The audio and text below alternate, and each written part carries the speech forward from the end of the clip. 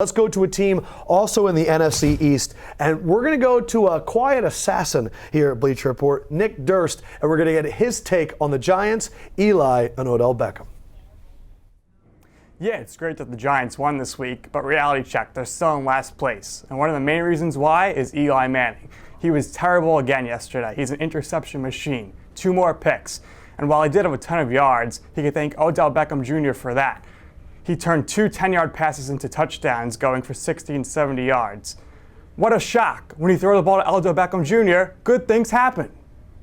Man, I love it. All right, so he was saying a lot what we were saying during the game, which is, look, we've been hard on Eli for the last 2-3 weeks, and I think that's fair to say, but I also think it's been justifiable. Those plays were quick little slants to Odell Beckham, and he did the rest. What did you think of Odell's play yesterday against a good Ravens defense? Let's get that out of the way. Well, I mean, Odell's amazing, and that was the perfect storm because the Ravens, I don't know, I mean, Lefko, you could probably run with some of the guys in the secondary. No, you couldn't. That's a lie. But yeah, I'm skipping leg day. But they're one of the slowest secondaries in the game. And, yeah, did any questions get answered yesterday for me about the New York Giants? No, they did not. The Giants are still kind of an enigma. Their offense still stinks. They don't do enough. You said it. It's, Odell Beckham Jr. run a slant route. Odell Beckham Jr. run the 4-yard out route and looked at Eli just finds you and you turned up and ran upfield.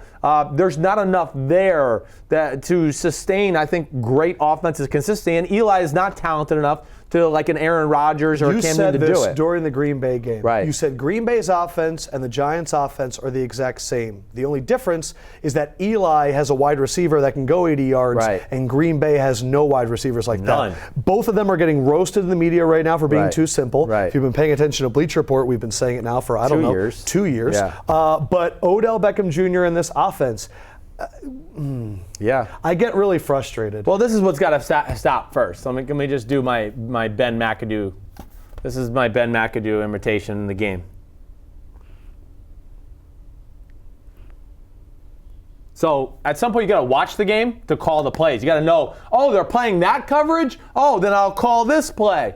So right now he's still figuring out the balance between the head coach and being the offensive coordinator, which I think is an issue. And yeah, it's an offense. It's about players. It's not about plays. It's as simple as it gets offensively. The defense too. Listen, the defense is good. It's not great. They're a little banged up. How can they not rush the passer? They didn't really get after it yesterday. Nope. And you think about it yesterday too. I mean, the Ravens were an illegal formation away from almost kind of putting the game away. He made a big completion. Mike Wallace lined up wrong. The game might have been over, and that gave the Giants a little bit of a second life. But, yeah, the Giants, I'm still very up in the air about them. I was kind of feeling good about them early on, but as the season's gone on, I've actually felt worse and worse.